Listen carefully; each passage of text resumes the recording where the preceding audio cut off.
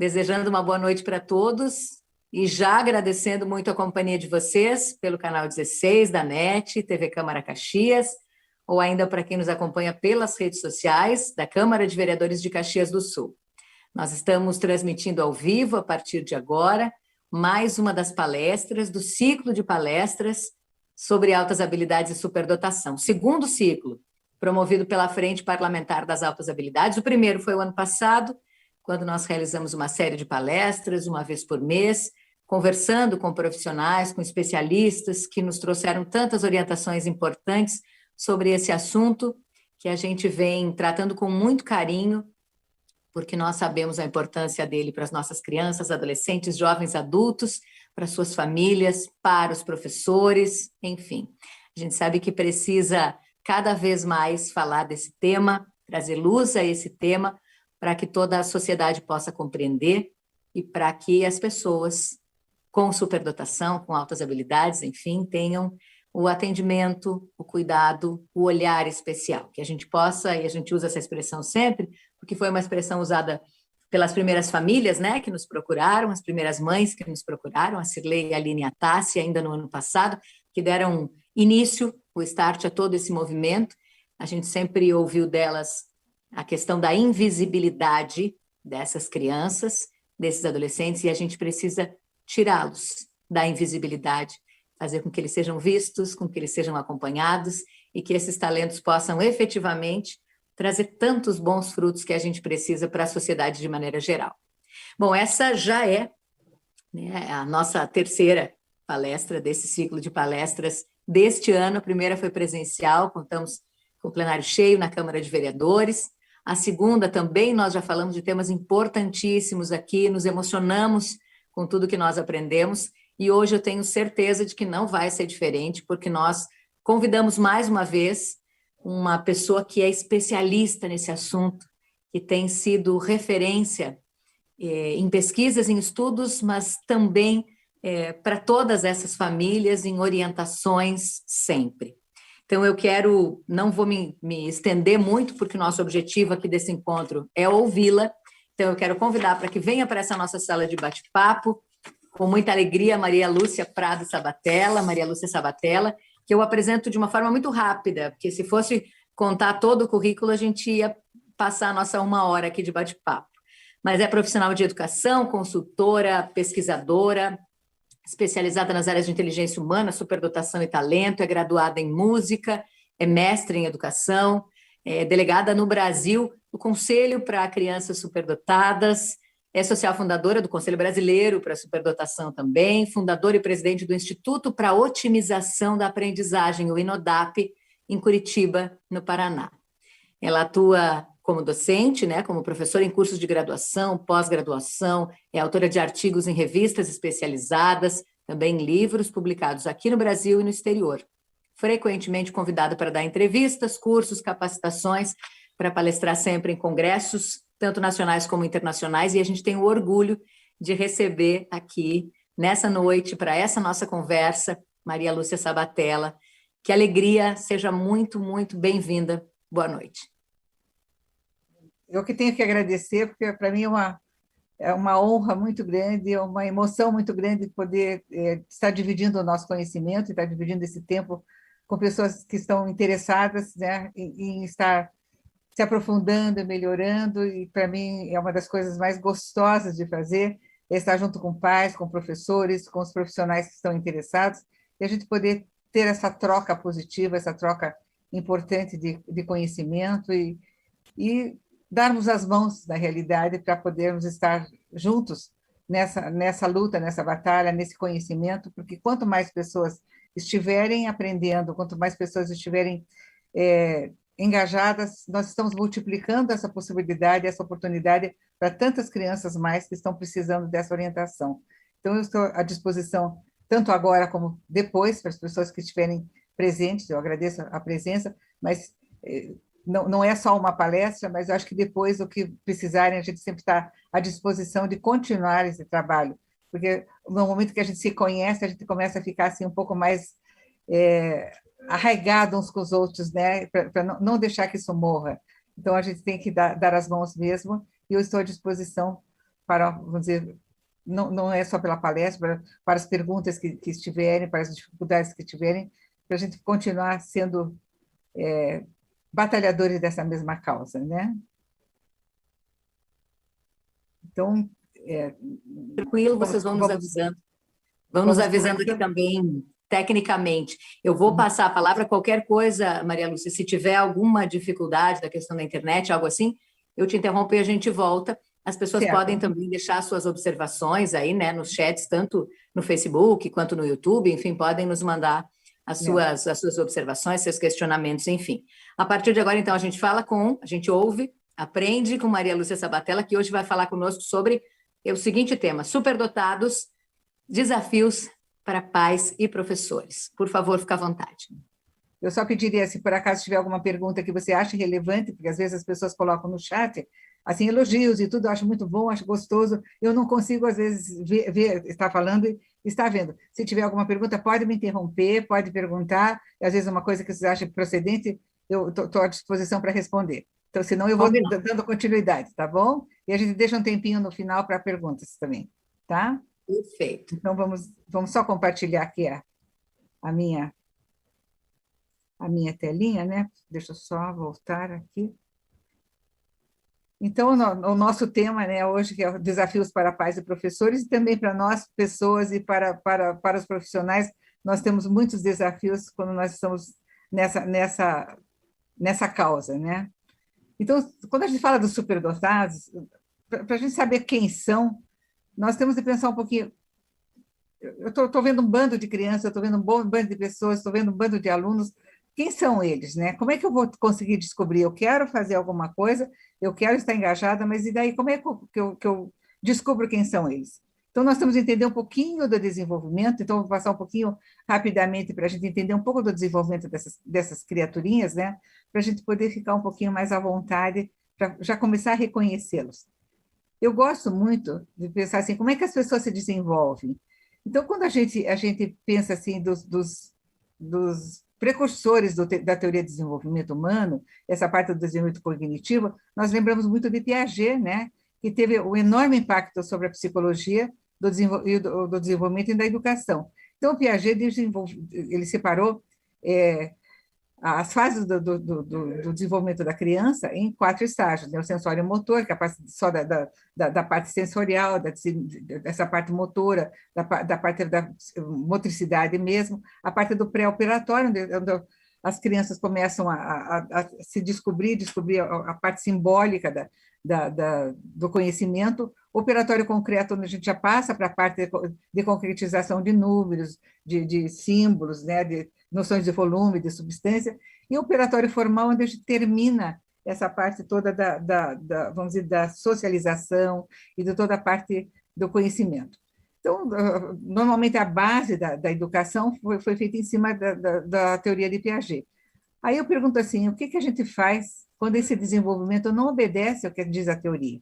Então, que a gente encontra pessoas que, na realidade, não estão dentro dessa parte que o Piaget colocou, ou que os teóricos colocaram. E nós levamos um grande susto quando aquela criança que deveria estar na parte da parte, vamos dizer, do primeiro estágio, ela já está fazendo operações concretas, ela já está na fase de abstração, e onde é que eu coloco essa criança? Onde é que está o desenvolvimento dela? Aí nós temos que pensar um pouquinho como é que é a parte da inteligência, né? Hoje nós temos, dos teóricos da inteligência, nós temos grandes ícones, mas um dos que são muito importantes e muito trabalhados, quando a gente trabalha na parte da superdotação, é muito falado do Gardner, né? Porque o Howard Gardner, ele criou pesquisou muito e viu que a inteligência não era uma coisa formal, vou dizer, parada e estática. Então, que ela estava se desdobrando em vários segmentos, e ele conseguiu, então, fazer a primeira teoria. A primeira vez ele separou em sete inteligências, 7 segmentos da inteligência, depois ele criou mais o oitavo inteligência, e hoje nós temos 8,5, porque a última ele está assim, ainda formatando e formalizando. Mas eu acho interessante que quando ele coloca que a inteligência não é uma coisa estática, ele coloca assim que é um potencial. Eu acho muito interessante o conceito que ele tem, que é o potencial biopsicológico para processar informações e que aquilo pode ser ativado num cenário cultural, para solucionar problemas, para criar produtos que sejam valorizados nessa cultura. Então, eu acho muito bom esse conceito, porque tirou a inteligência da academia. Então, nós tínhamos assim, inteligente é aquela pessoa que estuda muito, que se aprofunda, ou que faz pós-graduação. Então, aquela ideia que a inteligência estava muito ligada ao conhecimento acadêmico. E hoje a gente vê que a inteligência está ligada à possibilidade de eu criar alguma coisa, de eu solucionar problemas de alguma forma que estejam valorizados dentro dessa cultura. Então, nós, aqui em Curitiba, por exemplo, a gente tem uma feirinha de artesanato. E todo domingo está lá aquela coisa da feirinha. Então, as pessoas são criativas, então elas inventam coisas, elas estão ali para vender os seus produtos e tal. E aí tem alguém que faz assim, feirinha de Natal, então faz lá o seu produto bonitinho, faz pano de prata, não sei o quê. Aí o vizinho ali da outra banquinha diz, olha, mas ele fez isso aqui, eu posso fazer uma coisa também melhor e legal. Então, inventa uma coisa mais criativa e tal. E aí, bom, essa pessoa é inteligente ou não é? Ela vai vender mais do que o vizinho. Ela tá, então, vai no conceito do Gardner, né? Eu posso criar produtos ou solucionar para o meu problema financeiro, né? Eu crio um produto que seja valorizado naquele momento, naquela cultura. Então, eu estou usando a minha inteligência para criar, para produzir, para melhorar a minha performance e pela valorização que eu tenho daquilo que eu preciso vender. Então, qualquer pessoa pode provar a sua inteligência e desenvolver a sua inteligência em qualquer momento. Então, a inteligência deixou de ser uma coisa estática. E aí, na inteligência múltipla, ele então separou na linguístico-verbal, lógico-matemática, espacial, corporal sinestésica, rítmico-musical, interpessoal, intrapessoal, a naturalista, que foi a oitava, né? E está entre a existencial e a espiritual. Mas o que eu acho interessante, que o que o Gardner coloca, é que essas duas afirmações, que a teoria que ele fez é uma descrição da cognição, né, na sua plenitude. Então, é uma nova definição da natureza humana. Agora, o mais bonito é que, quando ele coloca que, embora todos nós tenhamos essas inteligências, não há duas pessoas com a mesma proporção. Então, cada pessoa é única, é singular, porque nós temos proporções diferenciadas de todas essas inteligências. Então, tem pessoas que são mais da matemática, tem pessoas que são mais linguísticas, tem pessoas que são mais sinestésicas, mas todos nós usamos todas essas inteligências e acessamos todas elas, com proporções diferentes. Então, isso nos torna muito especiais. E a gente vê muito, quando trabalha na superdotação, que os superdotados têm realmente essas habilidades que são dentro de uma determinada inteligência. Então, se a inteligência fosse uma função geral e única, né, o indivíduo inteligente deveria apresentar um bom desempenho em todas as áreas intelectuais. Então, se a gente pensar assim, a inteligência é aquilo que só é medida por um teste, então as pessoas iriam bem em todas as áreas. Então, como ela é composta de vários fatores, né, que ela pode ser demonstrada por várias habilidades independentes, ela pode ter bons resultados em algumas tarefas e não se interessar por outras. Então, a dificuldade maior das pessoas, ou às vezes dos professores reconhecerem a inteligência, é dizer assim, mas ele é bom em matemática, mas ele não gosta de educação física. Ou ele é bom em português, mas ele não gosta de história. Então, todos nós temos o direito de não gostar ou de não ir bem em alguma outra disciplina e de nos dedicarmos mais àquilo que nos interessa mais. Então, tem muitas dizer assim, a criança só faz o que ela se interessa. Mas nós também, se pudéssemos, nós só faríamos aquilo que nós gostamos mais, né? Tudo aquilo que a gente se interessa mais, a gente vai fazer com muito mais prazer. E a criança, ainda quando tem o aluno, quando ele tem essa liberdade, às vezes ele negligencia naquilo que ele não vai bem. Então, o superdotado, quando ele é mais intelectual, o que ele negligencia?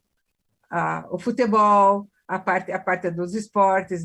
Então, quando ele é mais sinestésico, tudo bem, mas a maioria é um perna de pau para jogar futebol. Né? Aquele que vai ajudar a fazer a súmula lá com o professor, porque ele vai fazer tudo errado. Porque, às vezes não tem essa habilidade motora, porque a habilidade motora está vindo na proporção do desenvolvimento neurológico e motor dele, e não na mesma proporção que a área intelectual, às vezes, está muito mais avançada. Então, nós vemos que a inteligência não é uma função, é única, e o Gardner estava assim, coberto de razão quando ele segmentou e mostrou que a gente não precisa fazer um teste para dizer que é inteligente, mas as pessoas abrir um pouco mais esse leque e verificar que a inteligência ela está separada em vários segmentos. E nós temos de valorizar cada um desses segmentos em cada pessoa que é tão diferenciada. Aí eu tenho aquela historinha, né? Esse aluno, esse filho é superdotado, e agora o que eu faço com ele? Eu descobri que é superdotado, vamos lá. Então, qual é a percepção familiar? A família, normalmente, o que vai ver? Crianças que diferem da média, que elas reagem intensamente, que eles são muito sensíveis, têm muitos interesses, perguntam muito, às vezes, incomodam, né? De tanto que pergunta, que ela não tem limite à curiosidade, interage melhor com adultos, tem poucos amigos, então, mas o meu filho não tem muitos amigos, no aniversário não quer convidar muita gente, ou na escola ele não interage com muitas crianças. Então, essa é a visão dos pais, né?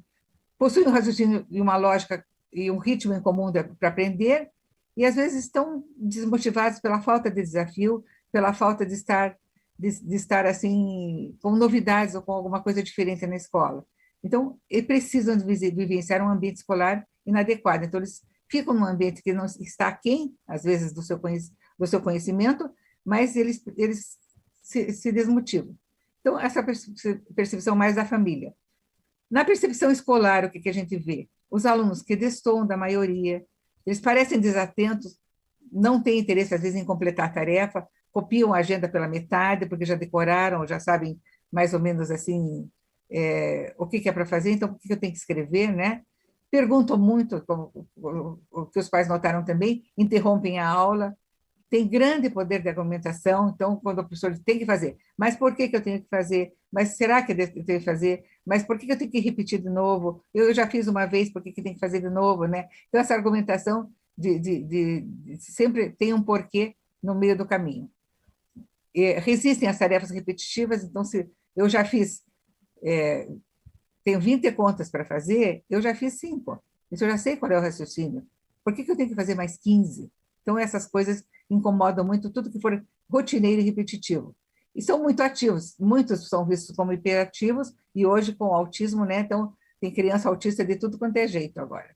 E são considerados inteligentes. Então, o professor, às vezes, diz assim, ele parece que não estuda, tal, não foi tão bem na prova, mas eu sei que ele é inteligente. Então, ele é reconhecido pelos professores como um aluno inteligente, mas eles não sabem, às vezes o professor não sabe determinar, porque ele não faz aquela rotina que se espera daquela criança. Então, há um problema de matemática, perguntam lá, Maria foi na feira, comprou tantas laranjas, 5 limões, não sei das quantas, lá, quantas frutas ela comprou? Ele põe 28. Não, mas a professora quer que faça a continha, quer que faça a sentença matemática, e que ainda quer que responda, Maria foi à feira e comprou 28 frutas. Eu disse, por que eu tenho que pôr? Lá não está assim, perguntado. Já disse que a Maria foi na feira, já disse que ela comprou fruta. Por que eu tenho que escrever de novo que ela comprou? A pergunta o que é? Quantas frutas ela comprou? Eu vou pôr 28. Então, eles são muito mais concisos e muito mais práticos nas respostas. E nós, professores, eu sou professora, então posso dizer de cátedra, né, que talvez eu já tenha feito isso também dentro da sala de aula. Então, a gente diz assim, olha, eu exijo que tenha feito porque tem que fazer a sentença completa, porque tem que escrever. Escrever para superdotado é tão difícil, porque tem que escrever uma coisa que ele já sabe. Então, a cabeça vai muito mais rápido, a mente vai muito mais, numa velocidade maior do que a mão consegue escrever. Então, ele vai pular a letra, vai esquecer de cortar o T, de pôr o pingo do I, de pôr o ponto final, porque é muito mais rápido. E, às vezes, a ortografia fica muito feia, né? Então, a maioria não tem uma boa letra. Coitados daqueles que até têm que fazer caligrafia, né? No meu tempo era caderno de caligrafia e era aquele sofrimento para todas as crianças. Qual é a percepção dos pais e dos professores? Eles têm pontos comuns. Raramente eles identificam plenamente o potencial do aluno superdotado. Eles procuram tratar uniformemente. Então, se eu disser que é tudo igual, fica mais fácil. O pai não gosta de dizer que o filho é superdotado, que parece que vai ser assim, eu vou estar enobrecendo, vou estar aumentando, deixar meu filho prepotente, ou deixar ele meio metido. Aí o professor não gosta porque diz assim, poxa, se eu disser que ele é melhor do que os outros, dá a impressão que eu estou negligenciando aqueles outros alunos também, que eu também tenho o mesmo compromisso. Então, vamos procurar tratar todo mundo uniformemente, né? E a gente tem uma frase do Thomas Jefferson que eu acho muito boa, que diz que não há nada mais desigual do que igual tratamento para pessoas diferentes. Então, realmente, nós não temos essa igualdade de direitos, é igualdade de oportunidades. Então, não é eu dar os mesmos direitos, as mesmas oportunidades para todo mundo. Eu tenho que dar oportunidades de acordo com a necessidade de cada cidadão, com a necessidade de cada pessoa. Então, não estou sendo justo quando eu trato igual a todo mundo, porque eu tenho que tratar de acordo com as suas especificidades, né? A preocupação dos pais e dos professores é comum com a socialização. Então, porque é superdotado, ele não se socializa. Não é que ele não se socialize. Não tem muitos amigos. Tem. Superdotados, eles têm amigos selecionados. Então, eu tenho amigos porque eu quero ter aquele amigo que é parecido comigo. Então, a vontade do superdotado, normalmente, é procurar alguém com quem ele possa interagir, com quem ele possa trocar suas ideias, com quem ele possa ter, vamos dizer, um retorno daquilo que ele sabe, o retorno da pergunta que ele faz. Então, você vai encontrar isso com as pessoas mais velhas, às vezes com os amigos mais velhos, e normalmente com os adultos. Então, os adultos é um prato feito para um superdotado. Agora, a gente quer que eles convivam com as crianças que, às vezes, não alcançaram ainda aquele patamar intelectual que eles têm. E o que os pais e professores, às vezes, têm em comum, que eles desconhecem esse procedimento mais adequado para atender às necessidades dos superdotados. Às vezes, não tem a informação. Hoje, a informação está mais fácil pela internet, pelos meios de comunicação, e até pelos cursos que se faz, pelas capacitações que estão sendo feitas para os professores. Mas até há pouco tempo atrás era muito difícil que você tivesse acesso à informação com tanta facilidade. Hoje, as palestras que a gente faz, as lives, ficam gravadas, você pode acessar, tem muito material bom para a gente poder se aprofundar. Mas até agora foi muito difícil também para os professores e para os pais terem essa informação, né? Então, dentro do Brasil, a política de educação especial, até um determinado ponto, ela definia, né, o indivíduo com alta habilidade e superdotação, os que apresentam um notável desempenho, elevada potencialidade em qualquer um desses aspectos, isolados ou combinados. Então, na capacidade intelectual, na aptidão acadêmica específica, no pensamento criativo ou produtivo, na capacidade de liderança, no talento para as artes e na parte psicomotora. Então, o que se considerava superdotação seria uma habilidade superior em qualquer área do desenvolvimento. Hoje, a definição atual é que os educandos com altas habilidades de superdotação são aqueles que apresentam grande facilidade de aprendizagem que os levem a dominar rapidamente conceitos, procedimentos e atitudes. Então, hoje, a gente sabe que são em todas aquelas áreas, mas se ele tem rapidez e facilidade, nós já reconhecemos como alguém que tem esse potencial da superdotação.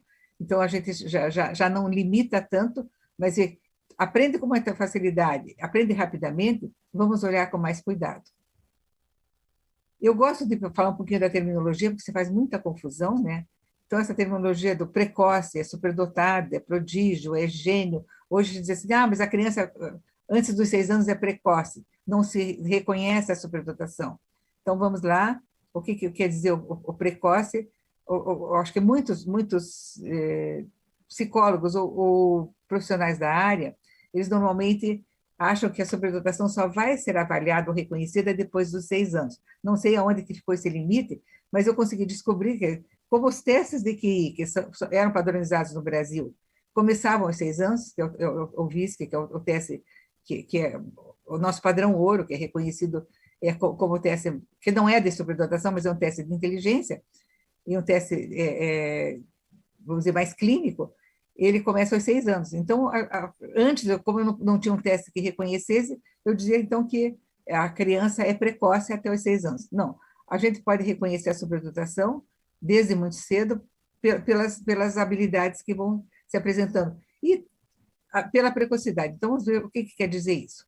Precoce, né, para a gente ter... São habilidades desenvolvidas de um modo prematuro, né? Em qualquer área do conhecimento. Então, no desenvolvimento cognitivo, na maturação física. Então, a criança é precoce quando ela começa a ter habilidades que não se espera para aquela idade. Então, começou antes do tempo. Então, o indivíduos superdotados é uma constante. Então, todo superdotado foi precoce em alguma área. Então, tem essa precocidade ou na intelectual, ou na parte motora, ou andou mais cedo, ou tentou juntar letrinha, ou teve já algumas coisas de quantificação de números, ou de memorização do alfabeto, coisas assim. A gente vê que há uma precocidade natural na superdotação. Então, é uma constante. Então, eu não posso dizer que todas as crianças precoces são superdotadas, mas a gente sabe que todo superdotado foi uma criança que desenvolveu precocemente. Prodígio, só tem criança que é prodígio.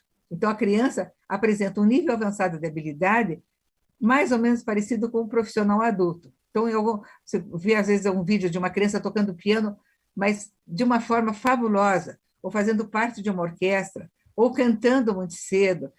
E se a gente fechar os olhos, você tem a impressão que é um adulto que está naquela performance. Então, o prodígio é uma criança que tem um nível avançado, mas semelhante a um profissional adulto. E o que se pega hoje muito é que achar que vamos dizer, superdotado é gênio, né? Então, até agora com os programas, né, de televisão, os pequenos gênios, então é uma chamada de marketing, isso é interessante, mas gênio, o gênio só é no adulto, por isso que eu acho que precoce é criança, prodígio é na criança, a genialidade se descobre no adulto, porque é aquele adulto que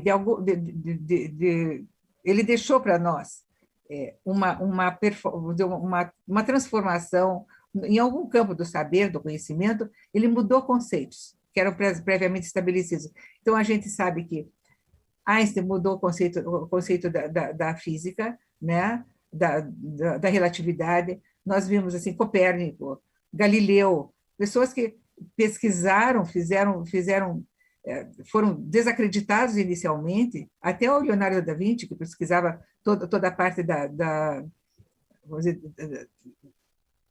ele vamos dizer, pegava cadáveres para poder descobrir onde é que estava a parte de toda a circulação e tal, por pesquisa. Então, eram pessoas que foram contribuindo com suas obras de arte, com seus desenhos, com a sua parte científica, e mudaram um conceito que foi previamente estabelecido como verdade e foram mudados a partir do trabalho dessas pessoas que são consideradas os gênios da humanidade. Mas então a gente vê que a contribuição deles causou uma transformação. Então, o gênio a gente só vai reconhecer depois de adulto, né? Porque nós vemos o reconhecimento de uma produção. Na superdotação, eu gosto que a gente fale das características gerais. Então, eu falei da precocidade por causa disso, que é a precocidade, a sincronia ou a simetria do desenvolvimento e essa superexcitabilidade que eles têm, essa supersensibilidade. Então, a precocidade nós já falamos o que é a sincronia no desenvolvimento. Os superdotados se desenvolvem de uma forma que não é paralela. Quando nós temos nossos filhos, nós levamos para o médico ou para o pediatra, ele mostra aquela curva do desenvolvimento pondero-estrutural que tem aquela parte da normalidade, está acima da média ou está abaixo da média. Então, é uma curva muito harmônica. Se nós olharmos no desenvolvimento intelectual e mental do superdotado, ele é totalmente assincrônico. Então, cada área que a gente avalia, ela está de uma forma diferente. Então, deixa eu mostrar para vocês. Quando a gente faz vamos dizer, uma avaliação nesse teste formal que eu falei, nós temos aqui uma criança de 7 anos e 7 meses, onde está essa linha amarela, é o que se espera para a idade dela, que ela estivesse com todos, são 15 subtestes, então que esses 15 subtestes tivessem 2 pontos acima, 2 pontos abaixo, mais ou menos dentro dessa linha de performance onde a gente espera. Então, a gente vê que, de repente, essas barrinhas vão até o 19, não é que 19 seja o máximo, às vezes, se ela alcançou o máximo, esse teste não está medindo tudo que essa criança faz aos 7 anos, né?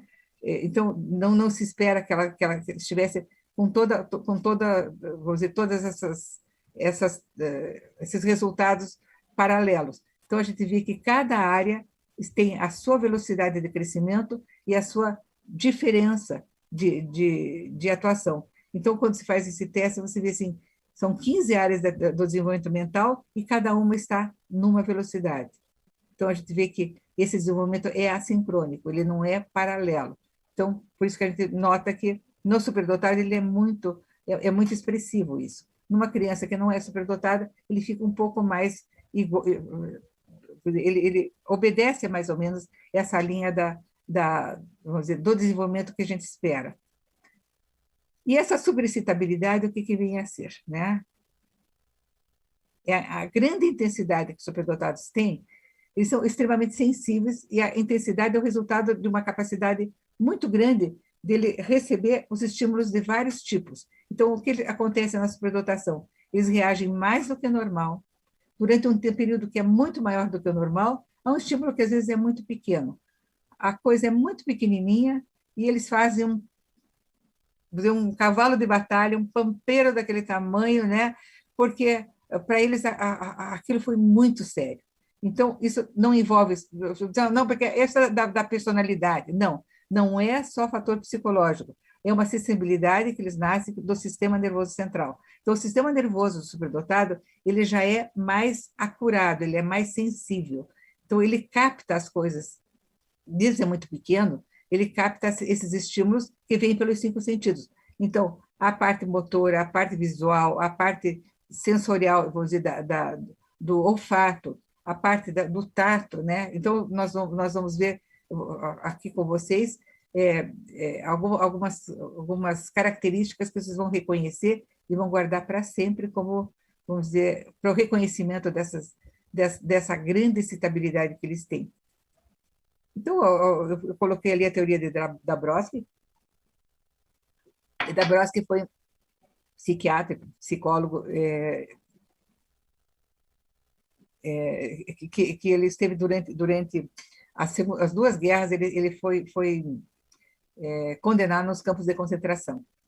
E ele, quando estava nos campos de concentração, o estudo dele, a descoberta de ver assim, aquelas pessoas angustiadas, apavoradas, sem esperança, alguns se largavam e desistiam da vida e não lutavam. E outros tinham uma capacidade de resiliência, uma capacidade de luta, uma capacidade muito grande de querer viver, de ajudar os outros, de querer fugir, de querer dividir o que tinham.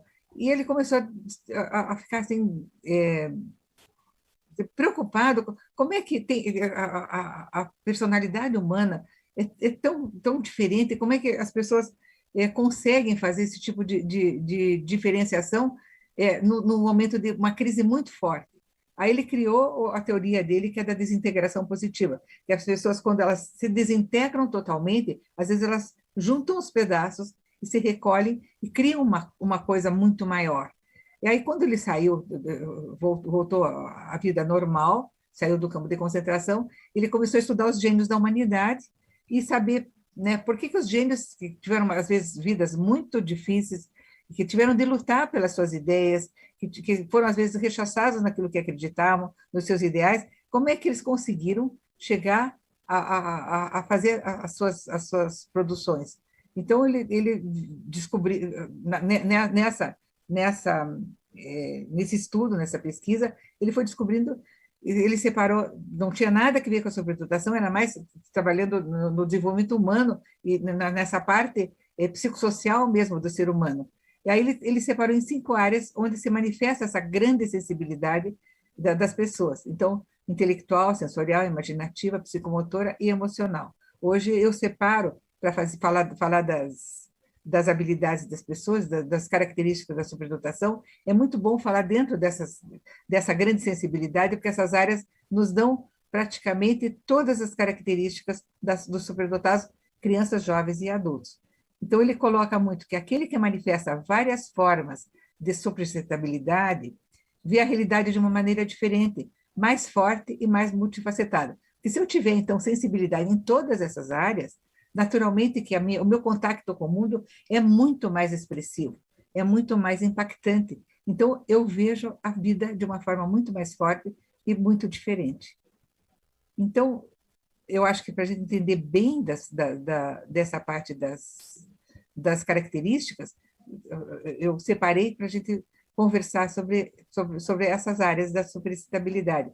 Eles vão encontrar, às vezes, aí na literatura e mesmo nos outros profissionais, sobre excitabilidade, tem a tradução ou sobre sensibilidade, tem várias traduções, mas a realidade é a mesma coisa. Então, a sobresensibilidade intelectual é onde é mais reconhecida, porque são aquelas pessoas que nós vimos inicialmente, que você reconhece mais porque é aquele que vai bem na escola, que vai bem na parte acadêmica. Então, é uma forma interessante da gente ver que é o sobredotado mais reconhecido. Então, aquela forte tendência acadêmica é uma mente mais ativa, é uma capacidade grande de concentração, introspecção, o pensamento teórico, analítico, né? A curiosidade, aqueles que perguntam muito, né?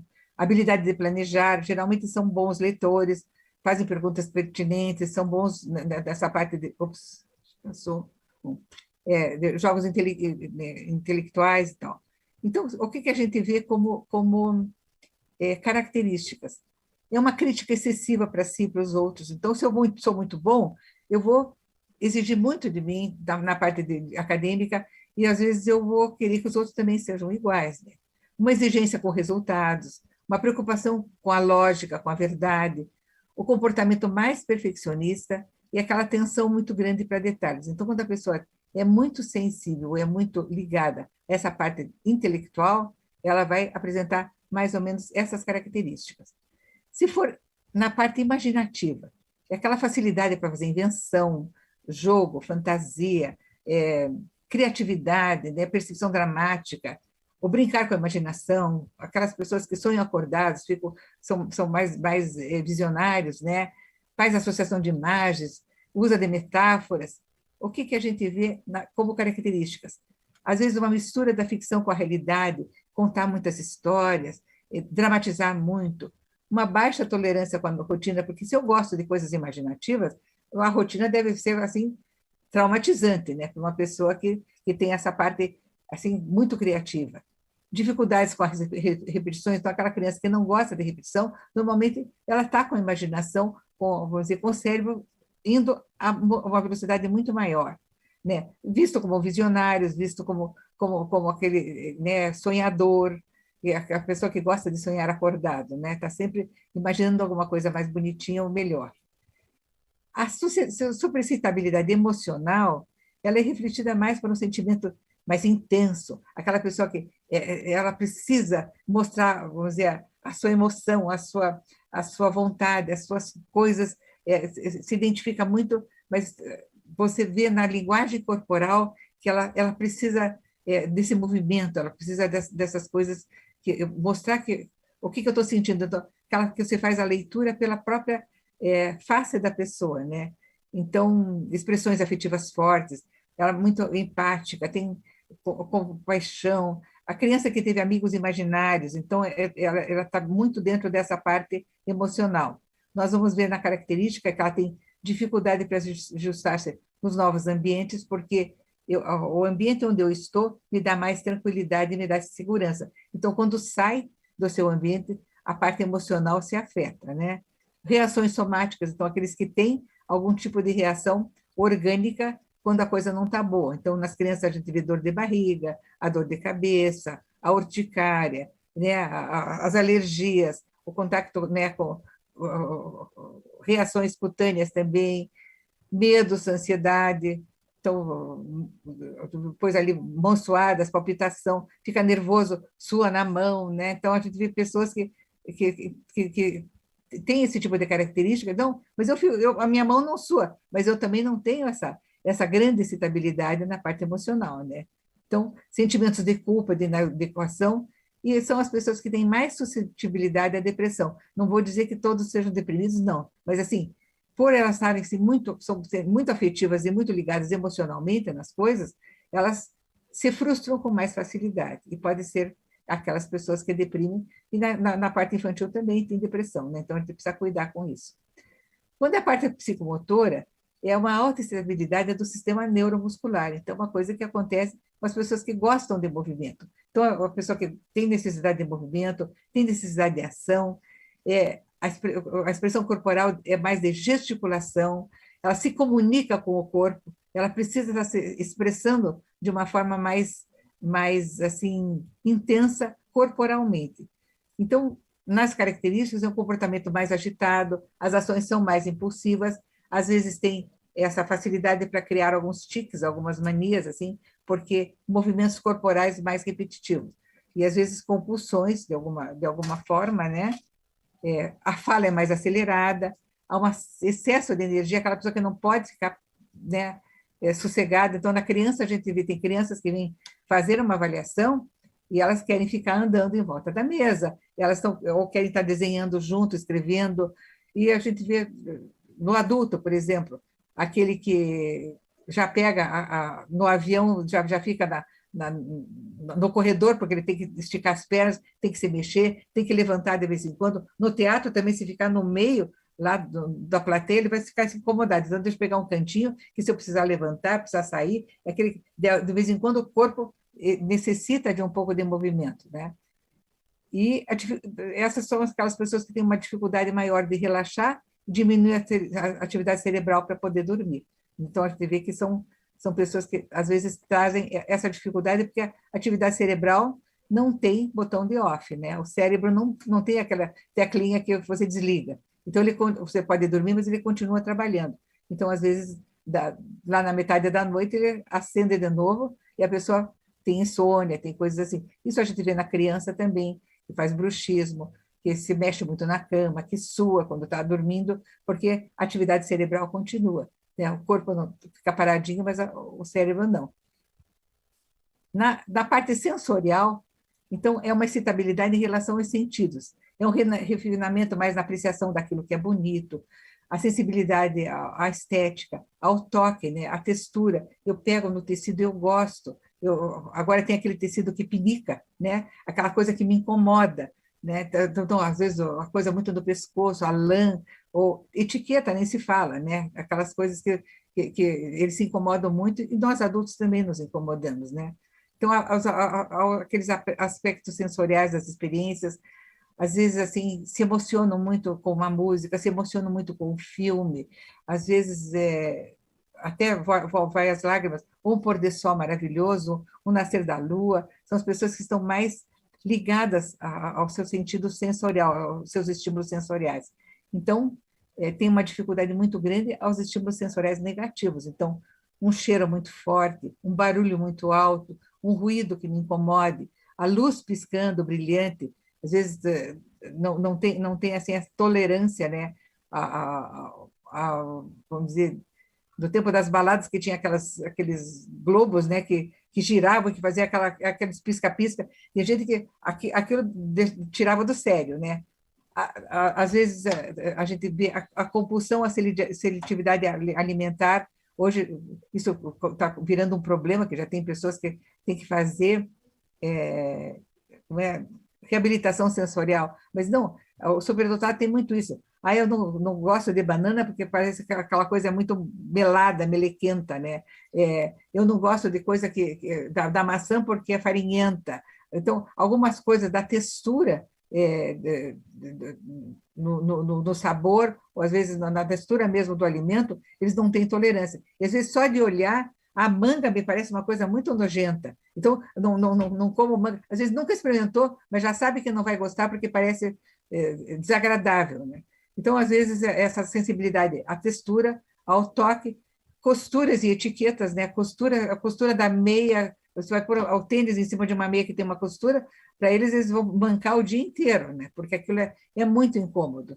Então, às vezes, as reações cutâneas também aparecem, que a reação para uma mordida de inseto que faz, assim, para a gente não faz grande estrago, às vezes, numa criança superdotada, ela vai inchar, vai fazer calombo, vai fazer um edema, porque o corpo reage muito mais a essa mudança de alguma coisa que incomodou.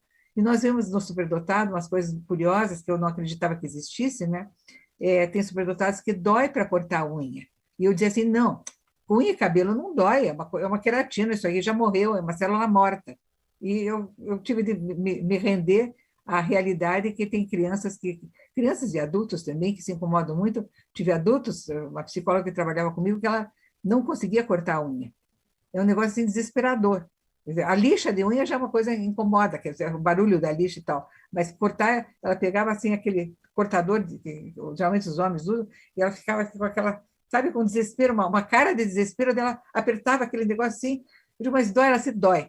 Então, eu não posso desconhecer que realmente é um sentido dolorido em certas situações que para nós, pobres mortais aí, que somos parecidos com todo mundo, não acontece, mas na superdotação tem umas coisas estranhas que a gente tem que reconhecer que acontecem.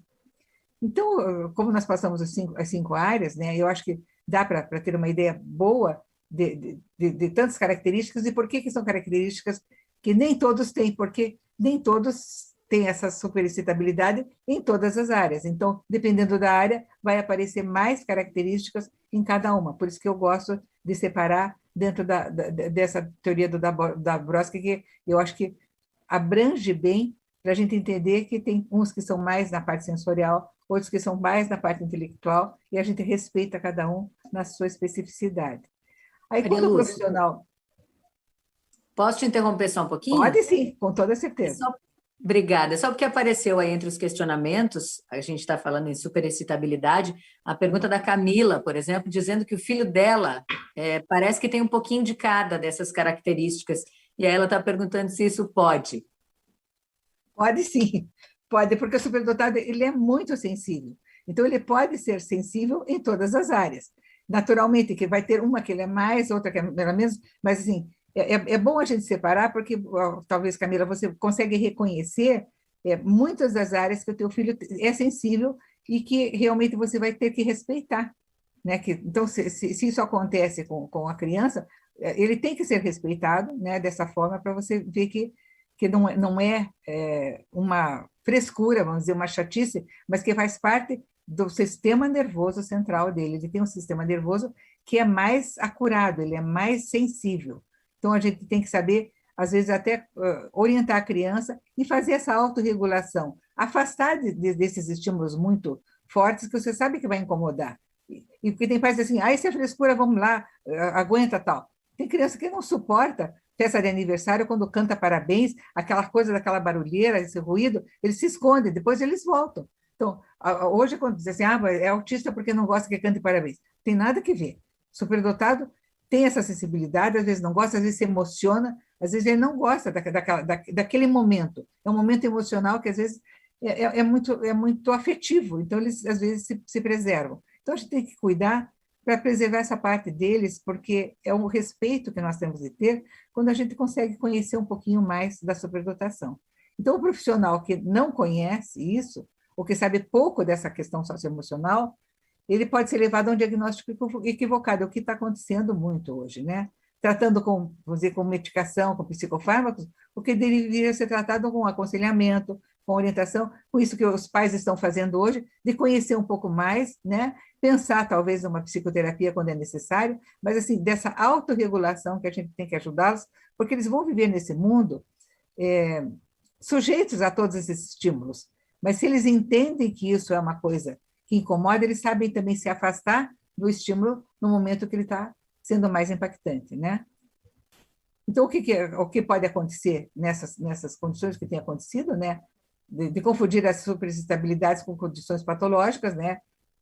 O transtorno de atenção, o TDAH, o obsessivo-compulsivo, que é o TOC, o desafiador de oposição, que é o TOD, né? O TDO, e hoje o transtorno do espectro do autismo, que é o TEA.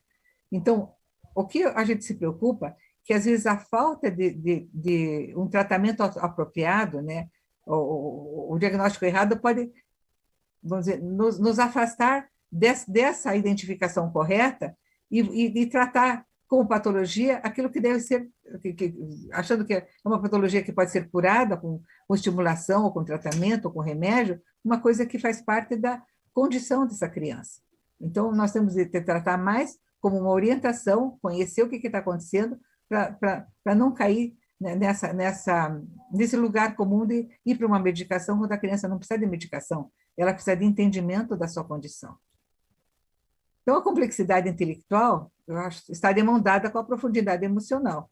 Então, normalmente, o que eu tenho escutado sempre é assim que Ah, mas ele é superdotado, não sei o quê. Mais o emocional, daí tu põe aquele mais e faz aquela cara de desespero, né?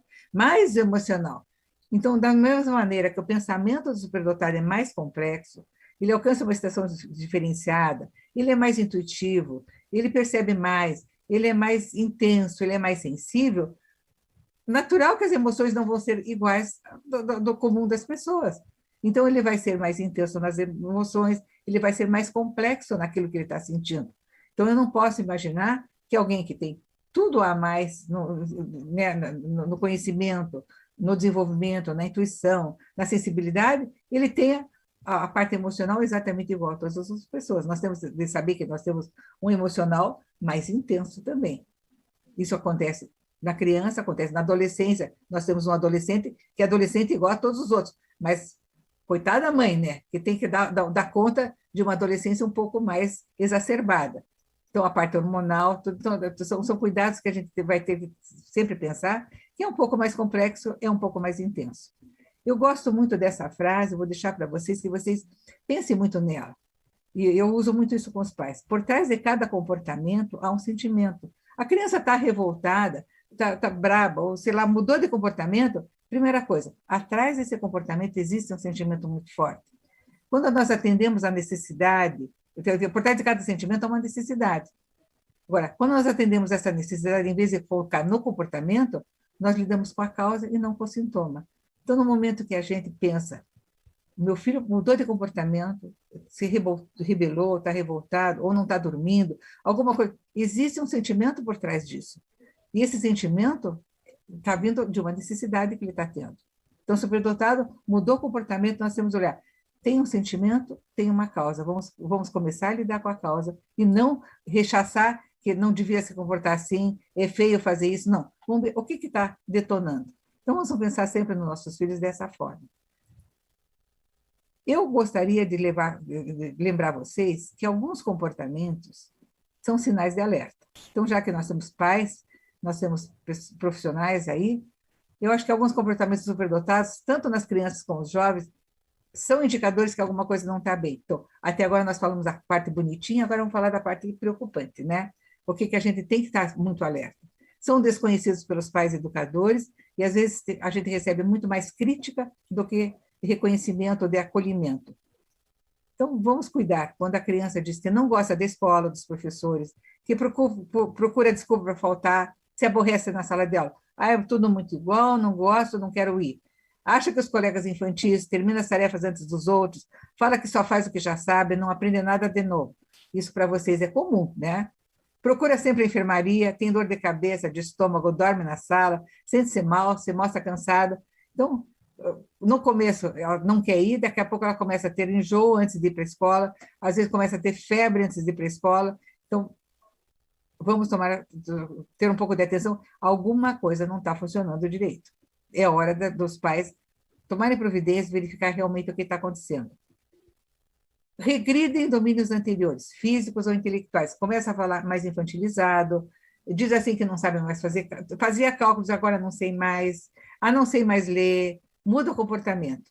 Mostra problema de autoestima e de autoconfiança. Então, tem medo de errar, tem insegurança, começa a ficar preocupada com o seu caderninho ou de fazer uma tarefa.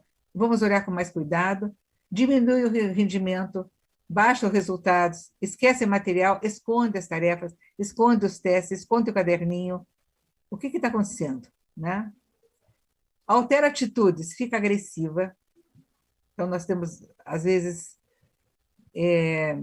tem comportamento de perfeccionismo ou excessiva exigência, apresenta problemas alimentares, compulsão ou aversão por comida, intolerância orgânica a coisas que anteriormente aceitava. Às vezes, eu falei das frutas, negócio, tem criança que não tolera por uma coisa de textura. Agora, aceitava antes, começa a não tolerar, alguma coisa nesse organismo está somatizando e está mostrando que alguma coisa não está bem.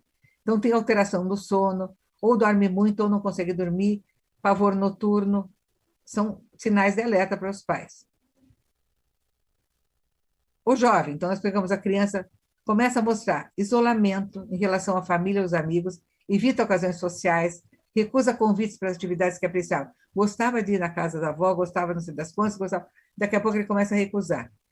O rendimento acadêmico alterado, nas preferências, na qualidade da produção, gostava de alguma disciplina, não gosta mais, descaso ou consequência das consequências. Então, gostava de tirar notas boas, agora não liga mais. Tanto faz se eu tirar nota boa, não tirar. Eu ganhei medalha da natação, agora não ligo para a medalha, não quero mais, não quero fazer parte vamos dizer, da competição. Então, são sinais que estão mostrando que alguma coisa não está bem, porque, como nós falamos, dessa acessibilidade muito grande, quando eles mudam o comportamento para uma aversão para as coisas que eles faziam, a gente tem que olhar que alguma coisa está mudando, não na grande sensibilidade do sistema nervoso, mas está mudando na parte vamos dizer, de utilizar a sua capacidade e suas habilidades. Então, aí nós temos que trabalhar, aí nós temos que trabalhar na parte da emotividade, da intensidade que eles têm, para eles se reconhecerem e saberem que alguma coisa não está bem também. Então, quando o jovem mostra um perfeccionismo extremo, então, uma excessiva exigência com resultados, uma ansiedade por perfeição, e desvaloriza os avanços, então, vai para a academia, faz tudo maravilhoso, ou ganha, vamos dizer, medalha, ou tem uma performance muito boa em alguma coisa, e ele não se desvaloriza, ou ele acha que tem que fazer muito mais. Então, começa a fazer um desempenho excessivo nas coisas. Desordens alimentares ou grande preocupação com a aparência. Hoje nós temos muito isso com a parte de processos também de anorexia, uma compulsão por exercício físico, ou procurar essa valorização na comida, a compensação por comer, ou hoje tem os suplementos alimentares, e é um tal de tomar mais vitamina, mais suplementos e tal, para poder ter uma performance maior. Então, vai descambando para um lado de excesso, e o superdotado é muito ousado para essas coisas, eles às vezes se jogam de uma forma muito, muito intensa, né? A outra coisa, abuso de substâncias químicas, qualquer espécie, cigarro, álcool, droga, remédio, qualquer coisa que eles estejam usando de uma forma que vocês veem que não está adequada. Interesse por violência, então, filmes, jogos, leituras, discussões, começam a ter comunidades virtuais falando de armas, falando vamos dizer, coisa de violência. Nós vemos crianças muito pequenas hoje nas redes sociais falando de coisas muito sérias, né? Elas têm muito acesso. Então, nós temos que estar sempre muito alertas, porque no jovem isso é muito preocupante, porque eles vão assumindo, num grupo social, no grupo de rede social, que os outros fazem, eles podem fazer também. Então, a gente hoje não tem tanto controle sobre isso. Atitudes muito rígidas ou compulsivas, mesmo relacionadas ao estudo, ao cumprimento de metas esportivas, às vezes eles querem chegar ao máximo, então dar tudo, e às vezes isso vai dar um descontrole orgânico, um descontrole psicológico, e precisa ter cuidado. Aí, outra coisa, fuga para a fantasia, não aceitação da realidade e sonhos com realizações impossíveis. Então, eu vou fazer isso, vou fazer uma coisa assim maravilhosa, mirabolante, que a gente vê que aquilo está sendo assim além do que é o normal, né? Preocupação com a morte, às vezes, interesse por temas relacionados à morte, descrédito da vida, da importância das relações, ou começam a se desfazer de prêmios, objetos que tinham um grande significado, eles começam a se desfazer. Às vezes são sinalizações que eu não estou bem internamente. Então, hoje a gente vê que há um sofrimento interno, depois da pandemia a gente tem que tomar mais cuidado ainda, porque a saúde mental está bem abalada, das crianças, jovens e adultos, nós também estamos diferentes, né?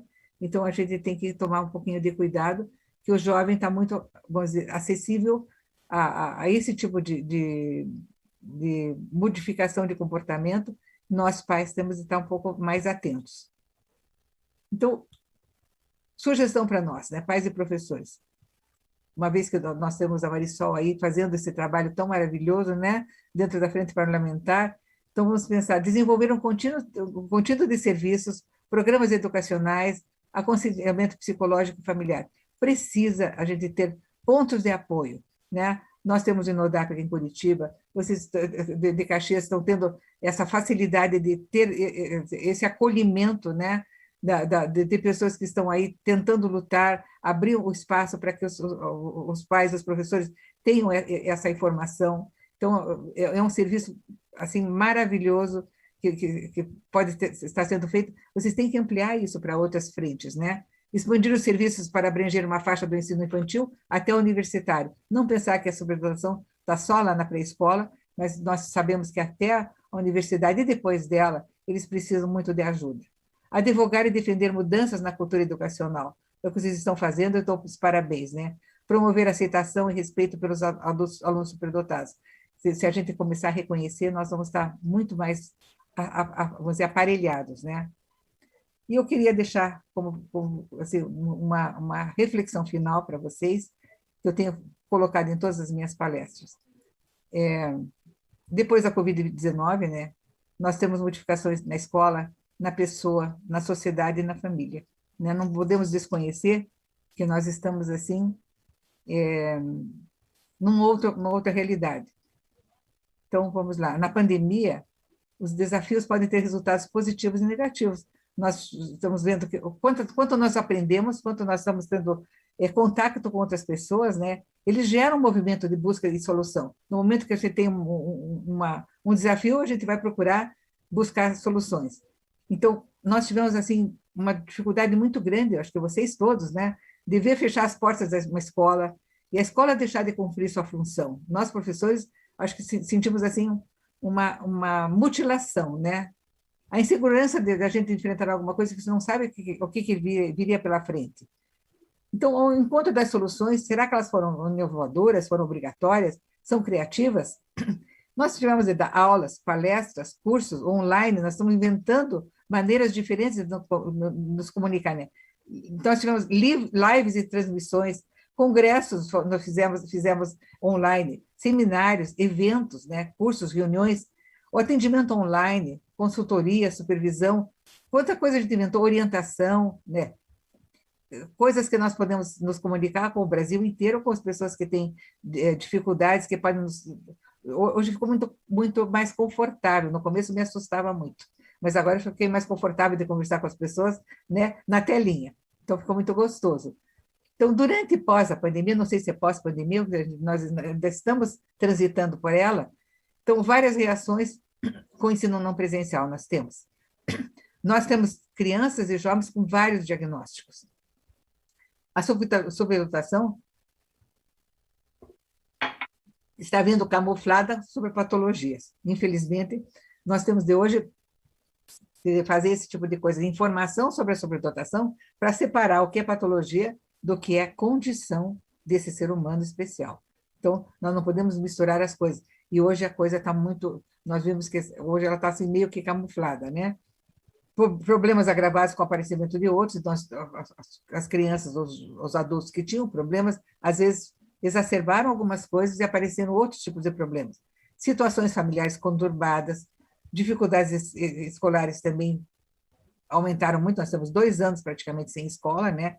Onde muitas coisas foram prejudicadas, excesso de medicação, de álcool, de abusos, então a gente vê que as pessoas começaram a tomar mais medicação, os adultos principalmente, então antidepressivo parece que exacerbou, álcool também exacerbou, abusos e assédios e coisas assim a gente vê todo dia, né? E nas crianças eu acho muito preocupante que muito cedo elas estão, às vezes, com atitudes alimentares, atitudes de se mutilar. Então, crianças, que numa idade não apareceu, eu vejo crianças de 10 anos se machucando, com tentativa de suicídio, que é uma coisa seríssima, né? Com descrédito da vida, porque elas veem uma amiguinha dizer assim, você está sentindo uma coisa muito incômoda, se você cutucar a tua mão e furar, a dor é maior e daí você não sente mais. Então, tem criança que tira a gilete, a lâmina do apontador, para se cortar escondido da mãe, né? Porque uma amiguinha lá, não sei o que, da rede social, disse que se você sente uma dor maior, então a tua angústia fica menor. Então, acho que tem umas coisas muito sérias. E nós temos que tomar cuidado com as nossas crianças dentro de casa, porque elas estão muito acessíveis a esse tipo, justamente porque elas são muito sensíveis e elas se envolvem emocionalmente a isso. Então, pais, por favor, olhem mais de perto suas crianças. Então, 2021, 2022, nós estamos assim no meio de um turbilhão, que nós somos arrastados e inseridos, né? Qual é o nosso entendimento de tudo isso? O que nós temos de planejar de forma diferente? O que nós temos de organizar daqui para frente? Nossa vida mudou, nós não somos as mesmas pessoas também. Eu tenho uma vida muito, mais ou menos longa, né? Já, mas eu lembro dos meus avós falando da gripe espanhola, que foi a pandemia que eles não passaram, mas eles ouviram falar. Então, essa pandemia ninguém passou na vida. Então, não é possível que ela não deixou marcas e que não deixou ensinamentos para nós. Nós temos de usufruir desses ensinamentos e, vamos dizer, reagir para essas marcas se elas forem negativas. Então, a busca de soluções inovadoras, nós temos as duas situações. Uma insistência para voltar à estabilidade passada. As duas coisas que nós estamos fazendo são muito boas. Nós estamos procurando soluções e nós estamos tentando reestabilizar a nossa vida como era. Agora, eu pergunto assim, como é que é a visão dos professores que estão recomeçando agora? Né? Nós voltamos ao presencial, mas é um presencial que não era anteriormente. Nós temos 2 anos de espaçamento, quase 3, né, nisso, e nós não podemos imaginar que nós vamos dar a mesma matéria, com o mesmo conteúdo, do mesmo jeito. Né? Como é o entendimento do médico que está diagnosticando? A compreensão do avaliador, eu vejo que nós trabalhamos com uma equipe de avaliadores, do terapeuta que está recebendo nossos clientes. Não é a mesma coisa. Então, nós temos que ter cuidado com o nosso posicionamento, com as nossas opiniões, com os resultados. O material de ensino foi feito para um aluno que não existe. Vocês, professores, e nós, professores, temos que saber que aquela provinha que a gente fez há 2 anos atrás, você vai apresentar para uma criança agora que não existia naquela época. Esses dias eu peguei uma professora que a criança está no 3º ano e ela disse assim para mim, ela é muito imatura, parece que ela está na pré-escola. Eu dei a provinha do 3º ano, que eu provinha que fazia ela anteriormente, e ela não conseguiu fazer e começou a chorar. Aí eu disse para a professora, vamos pensar comigo. O 1º ano, ela estava em plena pandemia, fechada em casa. Toda a parte da alfabetização, ela passou dessa forma. O 2º ano ainda foi da mesma forma, com um pouco de ensino híbrido ou online, mas ela não teve o ensino presencial. Aí ela chega no 3º ano e você dá uma prova para ela fazer que vale nota, que é uma avaliação. Ela nunca fez isso na vida. Ela saiu da pré-escola, da educação infantil, ela pulou 2 anos sem esse contato, sem esse sequenciamento de experiências, de atitudes, e, de repente, eu dou uma prova que vale nota. A atitude social dela, o que é? Atitude emocional de uma criança de pré-escola. Ela começou a chorar, ela ficou desesperada. E a professora não entendeu que essa brecha de 2 anos faltou todo um desenvolvimento emocional e um desenvolvimento também intelectual que ela teria que ter vivenciado no dia a dia da escola. Então, nós temos de pensar que esse material que nós estamos aplicando agora é para um aluno que não existiu. Ele é um outro aluno hoje. A criança que chega hoje na escola não é a mesma. Então, o nosso cuidado com as nossas opiniões, que o indivíduo que chega agora para nós, criança, jovem ou adulto, não é o que nós conhecíamos anteriormente, ele não é real. Né? Então, será que a gente pode continuar com os mesmos protocolos? Com que segurança nós vamos repetir tudo que a gente fazia, da forma como nós dizíamos, aplicar o mesmo teste? Eu não sei se vocês concordam comigo, mas me preocupa muito que nós temos de reavaliar também, não só a nossa atitude de aceitar o online, de aceitar uma outra forma de comunicação, mas nós temos de aceitar uma outra forma da pessoa não ter evoluído esses 2 anos. Não é? Então, o que eu deixo para vocês, eu gosto muito da Joan Smutnik, que é uma das minhas mentoras, que ela diz assim, no atendimento ao superdotado, o melhor começo talvez seja considerar não tanto o potencial que esse indivíduo possui, mas em que intensidade ele se sente apoiado para mostrar e usar esse potencial. Então, nós, professores, não podemos dizer assim, não vi nada de diferente nessa criança. Será que nós estamos deixando com que ele mostre? Será que nós estamos permitindo que ele se sinta apoiado para mostrar? Hoje, com mais razão, nós vemos que nós temos de apoiar muito essas crianças para que elas estejam confortáveis para mostrar o que elas sabem e o que elas vieram nesse mundo para fazer. Agradeço muito a presença de vocês, deixo aberto para vocês perguntarem o que vocês quiserem, né? Ups, agora eu saí daqui, deixa eu voltar. Eu só quero parar de compartilhar para isto. Agora, fechamos. Então, não sei se você tem alguma pergunta, alguma coisa que as pessoas tenham colocado, que elas queiram fazer, que eu estou à disposição. Perfeito, vou desativar o mudo, vamos falando um pouquinho. Tem alguns questionamentos, a Edna mandou o seguinte, Maria Lúcia, para você que trabalha há mais tempo, o que acha? Há melhorias? Temos mais identificados, temos mais acompanhamento nos últimos anos e mais percepção da sociedade, da realidade dos altas habilidades? Ah, com certeza. Ah, eu tenho certeza, porque a gente batalha há tanto tempo, né?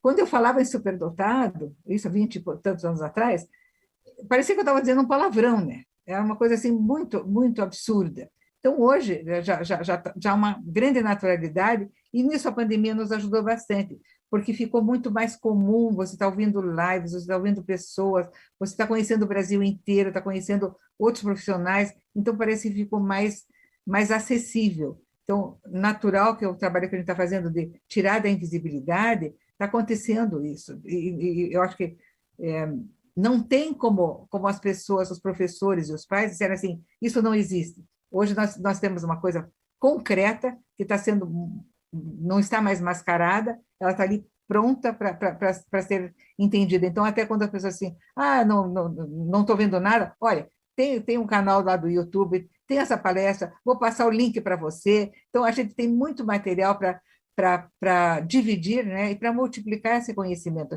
Então, eu acho que hoje nós estamos assim com uma facilidade maior de conhecer. Vamos lá. Tem um outro questionamento aqui da Sidley, ela pergunta em relação ao INODAP. A gente falou no comecinho, Instituto para a Otimização da Aprendizagem, fundadora e presidente, né, a Maria Lúcia, que está aqui conosco. Ela queria entender um pouquinho do como é e como começou e por que começou. Porque começou é uma história bonitinha, né? Mas, o INODAP é o meu trabalho de tese. Eu fui atrás como eu sou professora de música, minha formação inicial é música, então essa parte da música me deu assim, muita sensibilidade para ver as pessoas que não se preocupavam muito com a educação formal, e eu dava aula de harmonia, percepção estética na Escola de Música e Belas Artes, onde eu fui formada, e aí eu dizia assim, música se escreve com acento, daí a pessoa dizia, eu vou tocar em Viena, eu vou ser concertista, não preciso pôr acento em música. Eu digo, não, você vai ter que ter uma educação correta, você vai ter que falar, você vai ter que saber história, você tem que estudar muito mais do que só teclar num piano. Então, eu digo, tem alguma coisa errada na educação. Depois eu fui diretora de uma escola de ensino regular, fui ajudar lá e fiquei 17 anos como diretora, e aí eu vi aquela pessoa que fazia tudo muito perfeito, e daí a mão em educação física. E o professor de educação física dizia, é um anta, joga a bola aqui, ele vai pegar lá, não entende nada desse negócio. Mas não é possível que quem é correto em todas as disciplinas, na educação física não vá bem. Então, alguma coisa está errada. Também na concepção, às vezes deixavam em recuperação o aluno, porque ele não ia bem na aula de artes ou na filosofia, e no resto estava tudo muito bem. Então, alguma coisa errada na educação. Então, como eu tinha os dois campos, tanto o artístico como da educação formal, eu comecei a dizer, tem alguma coisa que eu não estou fazendo. Quando eu terminava o ano, que eu ia começar a assinar os históricos escolares, todo mundo estava indo de férias, feliz da vida, eu dizia, bom, tem alguma coisa que eu não fiz. Me incomodava aquilo, dizia assim, aluno que ficou reprovado, ou que ficou em recuperação, ou que estava lá sofrendo, chorando, porque tinha prova para fazer, eu dizia, não, mas não é um aluno para isso, aquele reconhecimento. Ele é inteligente, por que ele não conseguiu? Aí eu fui na Universidade Federal do Paraná para descobrir quem é que trabalha com isso, de que alguém deve saber me orientar. Aí teve uma pessoa que disse assim, olha, não entendo nada de superdotação, mas se quiser eu posso pesquisar com você. E era uma das melhores pessoas em termos de psicologia do desenvolvimento. Eu não queria fazer mestrado, não queria fazer nada disso. Eu digo, não, já tinha Belas Artes para trabalhar, tinha o Colégio Dom Bosco, onde eu era diretora. Eu digo, não, eu não tenho vontade de fazer. Mas quando eu olhei aquela doutora em educação, pós-doutora, dizer assim, eu posso estudar com você? Eu digo, puxa, eu vou perder essa chance. Aí eu entrei no mestrado, só para ter aula com essa mulher, para conseguir aprender com ela. Foi minha orientadora, e uma pessoa excepcional, porque ela estudou nos manuscritos de Piaget. Ela foi fazer pós-doc em Bruxelas, e o orientador dela conseguiu que ela abrisse manuscritos, a família permitisse que ela estudasse nos manuscritos que não tinham sido ainda publicados, né, por Piaget. E ela foi para dentro da biblioteca de Piaget, na casa dele, para conseguir estudar depois que ele morreu. Então, é uma coisa assim fantástica de você, de bom, se eu não aproveitar essa chance na minha vida, nunca mais. Aí eu fui fazer realmente o mestrado, não porque eu quisesse ser mestre ou ser alguma coisa assim, mas eu queria aprofundar um pouco nisso. E aquilo então me induziu a ver que havia uma coisa que eu não estava desenvolvendo e ninguém estava desenvolvendo na educação. Era entender aquele que às vezes não é tão bom na disciplina, não é tão bom naquela de tirar nota boa, mas a cabeça está lá, tá a quilômetros de distância e a gente não estava vendo. Então, isso me induziu realmente a começar a trabalhar com isso. E aí, realmente, a minha dissertação é Instituto para a Otimização da Aprendizagem, uma alternativa educacional para alunos talentosos e superdotados. E a metade eu tive de provar que existia superdotação, que não existia internet, não existia nada disso na época. Eu não tinha acesso a nada. A nossa biblioteca aqui da Universidade Federal do Paraná tinha um livro que falava de superdotação e 3 revistas. E eu não tinha acesso para saber de nada. Então, eu comecei a ir para congresso no exterior, trazer todo o material, traduzir e buscar me aprofundar um pouco mais para dizer, eu tenho que escrever alguma coisa que tenha base, né? Então, eu levei bastante tempo para escrever a minha tese, eu acho que a minha dissertação, e eu acho que valeu muito o estudo, eu tive de estudar muito, traduzir muito para chegar nisso, mas aí na outra metade eu quero provar que é possível fazer. Como eu dirigi um colégio, eu digo, eu vou aplicar no contraturno, então vou fazer todo um projeto para desenvolver com superdotados no contraturno. Então, então, a metade era para provar que existia superdotação e a outra metade eu fiz todo o projeto do Instituto. Aí, quando os doutores da banca diziam assim, que isso não tinha sentido, que era uma coisa elitista, porque a federal aqui era muito, que, dizia muito que a sobredotação é uma coisa muito burguesa, que era uma coisa muito elitista, que o sobredotado até uma idade depois cristaliza. Tinha umas bobagens que a minha banca dizia. Eu digo, não, eu vou provar para vocês que existe, né? Para mim era um desafio muito grande. Por toda essa minha carreira e pelos filhos que eu tive. Então, também, eu tive um desafio muito grande familiar. E aí, quando eu comecei a fazer, na hora da minha defesa, aí a banca, eu comprei até um livro do Gardner, porque eles nunca tinham ouvido falar da inteligência múltipla, eu comprei um livro do Gardner para cada um diferente para cada um da banca, dei de presente, daí um dos doutores me disse assim, agora eu quero ver o Instituto de pé. Eu digo, vocês levaram me massacrando na banca até agora, né, massacrando o meu trabalho, agora querem que eu faça de pé, eu digo, então eu vou provar que eu faço. Então, realmente, o Instituto é o meu estudo da minha dissertação, mas se eu disser que muito, eu acho que é muito bem feito e tem muita coisa que eu ainda não consegui aplicar. Eu acho que eu defendi em 96 a minha dissertação, mas tem coisas ainda que estão lá dentro descritas que eu ainda não consegui fazer totalmente. Então, a gente tem, acho que na hora do projeto, assim, tem muita coisa ainda para ser feita, eu acho que tem muita coisa para que nesse Brasil as pessoas continuem aproveitando, né? Então, essa semana eu estou com uma pessoa, uma menina de uma outra cidade que veio passar uma semana lá dentro, porque ela quer aprender, então a gente disponibiliza mesmo o espaço para estudo, a biblioteca, e até para estagiar com a gente, para que mais pessoas tenham essa oportunidade de continuar trabalhando. E nós somos muito gratos, sem dúvida nenhuma, né, a toda essa história, a todas essas curiosidades que se sucederam para que tu chegasse até aqui, que pudéssemos trazer tanta informação boa. Eu queria dividir contigo, assim, a gente vai até 8h30, então tem mais uns 10 minutinhos só. Mas eu queria dividir, surgiram alguns questionamentos em algum momento em que tu estavas falando sobre o pós, né, entre aspas, o pós-pandemia aí, sobre a necessidade de algumas mudanças, enfim. E aí surgiu um dos comentários aqui da Ivete, ela fala que após a pandemia estão com turmas multisseriadas, né, que essa é uma das formas de entendimento. E aí vem um questionamento, e para os altas habilidades de superdotação, e aí vem uma consideração, né, da Tassiana, essas condições de alunos multisseriados, em turmas multisseriadas, na mesma turma, no caso, como é que faz? Porque aí eles ficam lá na frente, o resto lá atrás, isso funciona, como não funciona, esse é um dos pedidos para ti.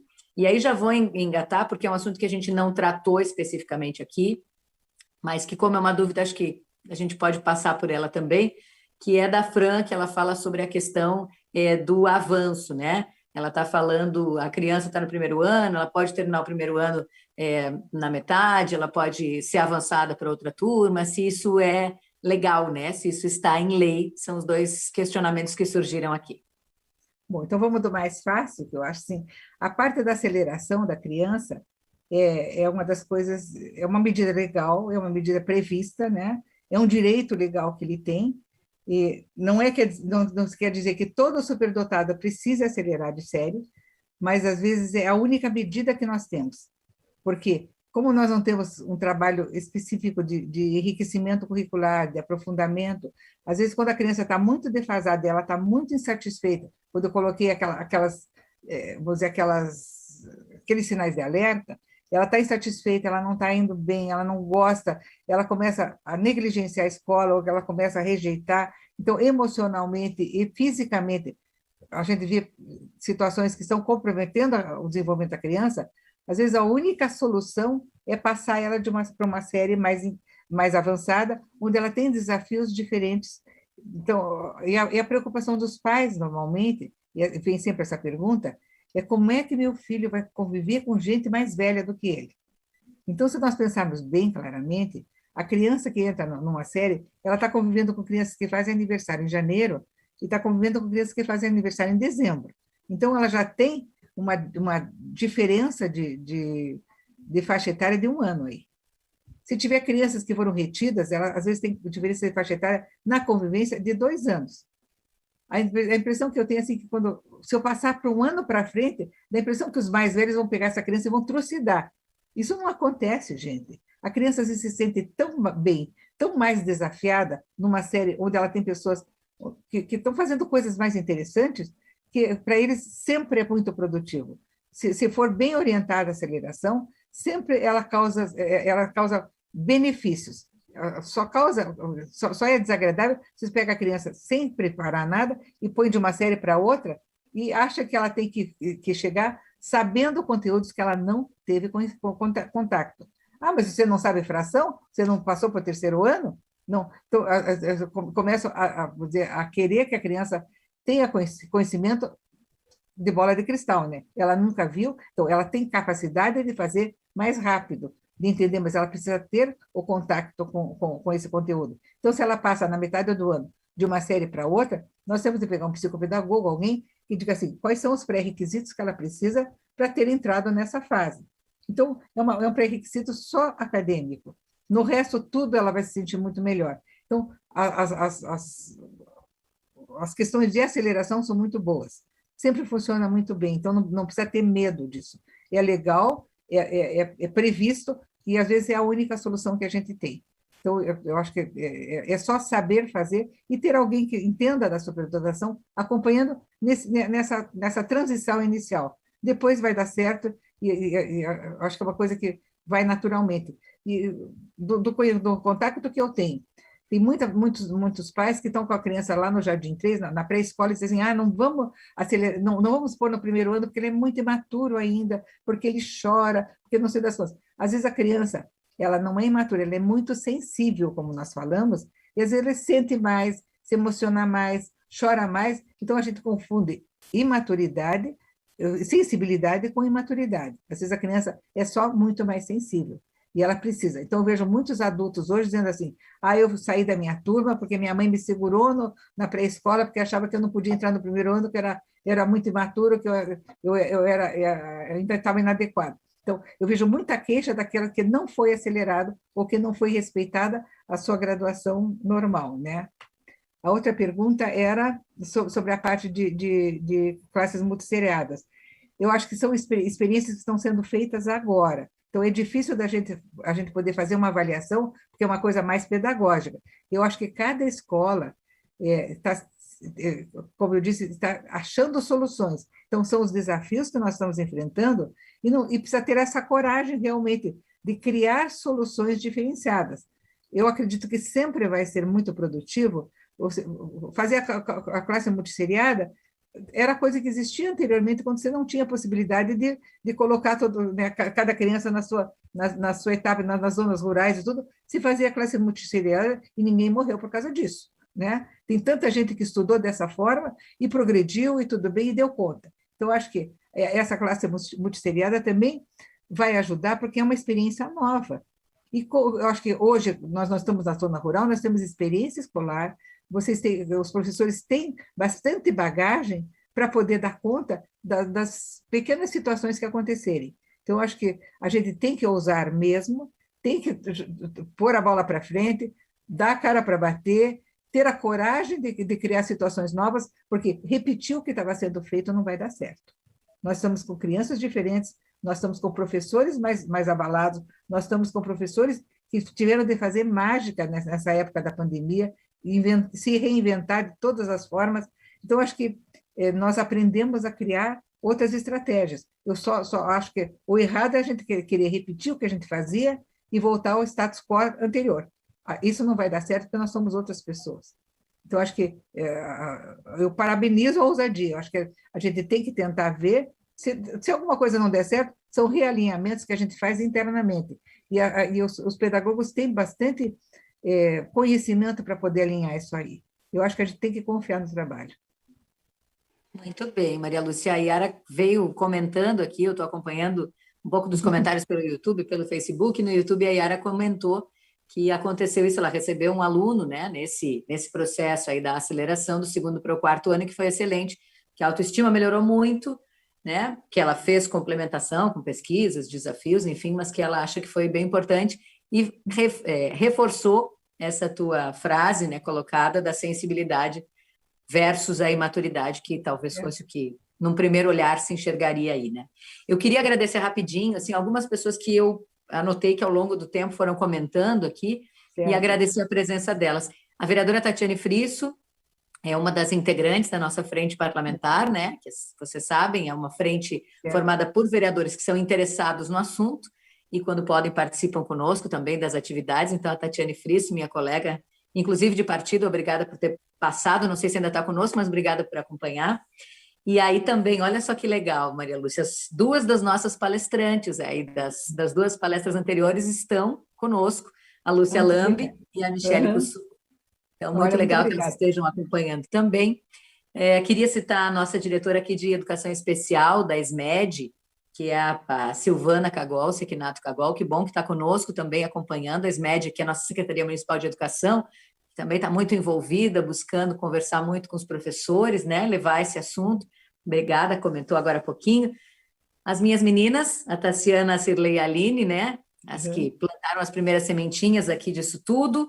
Ana Paula Marques, Jussara Godinho, Maria Gorete Barazete, a Denise Della Santa, a Yara Ferri, a Lidiane Ferreira, a Vanusa Severo, Ana Paula Granado, a Gláudia da Silva, o Rodrigo Ficha, a Tamara Souza, a Camila Rabelo, a Edna, tomara que eu tenha anotado aqui, mas eu queria agradecer a muitos, assim, a todos, né, que participaram e que foram comentando, porque a nossa intenção é justamente essa, né, que a gente possa falar desse assunto e que possa compartilhar e que possa tirar dúvidas, porque nós estamos falando com profissionais que são referência. Então, que boa oportunidade. A gente estava falando antes, né, Maria Lúcia, sobre essa questão que mudou tanto aí nesse momento de pandemia, e a gente passou a fazer menos presenciais e mais virtuais, mas olha a oportunidade também que a gente está tendo de conversar com esses profissionais que a gente acompanha pelas redes, que a gente acompanha pelas pesquisas, pelos livros, pelos estudos, mas parece que está tão pertinho da gente, assim, a gente podendo realmente questionar, né, trazer as nossas dúvidas.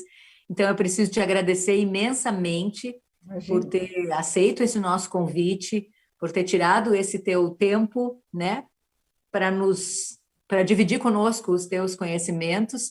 A gente está muito feliz como frente parlamentar, como Câmara de Vereadores de Caxias do Sul, e principalmente como interessados, assim, numa sociedade que entende que a gente precisa ter esse olhar tão focado, tão especial para todos, né? Mas nesse caso, para quem a gente está sentindo aí que está no momento talvez não sendo ainda tão visto quanto merece ser visto. Tem um monte de mensagens entrando, não vou conseguir ler tudo agora, mas depois a gente lê com mais calma. Eu preciso, antes só de encerrar com a Maria Lúcia, deixar ela se despedir de nós todos, também fazer agradecimentos bem especiais à equipe da TV Câmara, né, que possibilita que a gente fale com vocês por aqui, pelo canal 16 da NET e pelas redes sociais. Benito, obrigada. Não sei quem mais da equipe da TV Câmara está por aí, mas eu sei que o Benito está nesses cortes aí nos acompanhando. Então, muito obrigada. A Milena e o Samuel trabalham comigo, já estão buscando sempre, estão super entendidos, tentando, assim, curiosos com esse assunto, porque a gente está sempre envolvido. A Milena que tem marcado todas as palestras, ido atrás dessas informações e buscado conversar e incentivar os professores e as famílias para as inscrições. E o Sam, que está nos acompanhando aqui, está na sala conosco nesse momento. Queria fazer um lembrete, algumas pessoas até questionaram se essa fica gravada. Sim, fica gravada, fica nas redes sociais da Câmara, fica também nas minhas redes sociais, né? YouTube, é fácil de achar, em Marisol Santos. Todas as palestras estão gravadas deste segundo ciclo e do primeiro ciclo também do ano passado. Se quiser rever um pouquinho de algumas coisas que a gente já tratou, também fiquem muito à vontade, compartilhem com as pessoas que têm dúvida, com os professores da escola, com os familiares que têm dificuldade de compreender algumas coisas, isso é muito importante. E já quero fazer um convite muito especial para quem está nos acompanhando para a próxima. A próxima palestra vai ser, com muita alegria, na Semana Municipal das Altas Habilidades, uma lei que nós aprovamos esse ano aqui na Câmara de Vereadores de Caxias do Sul, para colocar no nosso calendário oficial do município, pelo menos uma semana, mas é uma semana importante para a gente focar, para a gente pensar nisso, para a gente refletir sobre isso, para não só nós, né? Não só nós que já estamos um pouco envolvidos, mas a comunidade inteira entender o quanto a gente precisa pensar sobre isso. Então, no dia 9 de agosto, também inicialmente nesse formato de live, a superdotação além da habilidade, como fatores não cognitivos podem interferir na manifestação das potencialidades. E aí, com o Francisco Salles, a gente falou bastante sobre ele na última palestra da Michele. A Michele só não chamava de Francisco Salles, né, Michele, que está nos acompanhando? Chico. Era o Chico Bill. Chico. Então, o Chico Bill vai estar conosco também nessa semana. E falando em Semana de Altas Habilidades, a gente está organizando uma grande programação com várias pessoas envolvidas, várias escolas, instituições de ensino superior. Então, se ainda estão surgindo essas ideias, mas a gente vai lançar essa programação completinha. Em várias escolas eu vi que tem representantes aqui do La Salle, por exemplo, La Salle Carmo, que já se ofereceu para também preparar uma atividade para essa semana. Então, ficamos muito felizes e a gente vai contando isso para vocês, nas redes sociais da Câmara, nas minhas redes sociais, vai contando como é que vão ser as atividades, mas fica esse convite bem especial para o dia 9 de agosto com o Chico Bill, o Francisco Salles, que vai falar para a gente sobre outro tema importantíssimo. A gente está aprendendo demais. E, Maria Lúcia, então, para finalizar, eu deixo uma palavra também tua, né? Gostaria de te ouvir nesse momento aí as considerações finais, mas quando eu deixo também o meu agradecimento imenso pelo teu tempo, pela tua disponibilidade e por tudo que tu já construiu, que faz com que a gente chegue a esse momento muito mais fortalecidos, todos nós. Olha, eu tenho que agradecer o convite, porque eu acho que cada oportunidade é um ganho muito grande de nós estarmos juntos, né? De conhecer pessoas, de poder trocar ideias. Eu fico à disposição, se tiverem, fica o meu endereço aí, qualquer coisa que tenham necessidade, podem se comunicar, ou passar um e-mail, ou WhatsApp, essas coisas todas, eu vou estar sempre à disposição. Agradeço a Marisol eu acho que pela, vamos dizer, sensibilidade de ter abraçado essa causa, porque pessoas como você vão fazer a diferença, e são as pessoas que realmente estão na política ou estão em cargos que podem ter essa penetração maior do que as mães que vão bater lá na porta da escola e pedir, por favor, vejam meu filho. Se não tiver pessoas assim proeminentes que tenham essa vontade também de ajudar, a gente fica muito a descoberto. Então, agradeço, Marisol, pela tua disponibilidade, pela tua sensibilidade, pela vontade que você tem de ajudar. Eu acho que você está fazendo uma grande diferença para toda a sua comunidade e para o Brasil inteiro, a gente tem que pensar. E por mim, eu acho assim que eu estou fazendo, eu sempre digo, eu estou fazendo o que eu mais gosto e o que eu mais sei. Então, estou muito feliz. Eu acho que essa felicidade, em cada momento que eu encontro as pessoas, eu me sinto muito completa. Eu acho que valeu a pena toda essa batalha e está valendo muito a pena. Então, me usem quando precisarem. Tá? Ai, não pede assim. Não, é lógico. Muito, muito, muito obrigada. E a vocês todos que acompanharam, muito obrigada. compartilhem com as pessoas que vocês conhecem. Esse é o nosso objetivo, que a gente possa levar esse tema tão importante, assim como fizeram comigo, né, que conseguiram me emocionar com ele, e com os vereadores da Frente Parlamentar, que façam isso com toda a comunidade, que a gente realmente precisa. Boa noite para todos vocês, a gente encerra aqui essa transmissão, deixando esse convite. Dia 9 de agosto tem mais uma palestra da Frente Parlamentar. Um grande abraço para todos, boa noite e obrigado pela companhia.